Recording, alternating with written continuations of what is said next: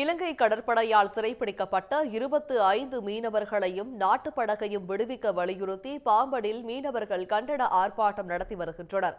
இது பற்றிய விரிவான விவரங்களுடன் இணைக்கிறார் எமது செய்தியாளர் கார்த்திக். விவரங்கள்.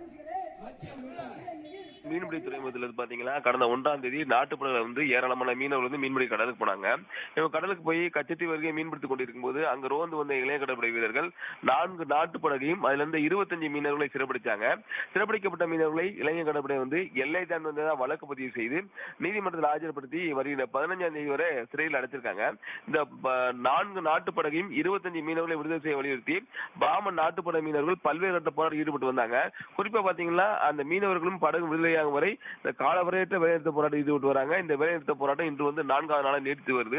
இதன் காரணமாக 300க்கும் மேற்பட்ட நாட்டுப்படகு மீனவர்கள் மீன்பிடி கடலுக்கு போல அதே போல மீனவர்கள் விடுதலை செய்ய வலியுறுத்தி பாத்தீங்கன்னா பாமன் ரோடு பாலத்துல சாலை மறியலில் ஈடுபட்டு வந்தாங்க.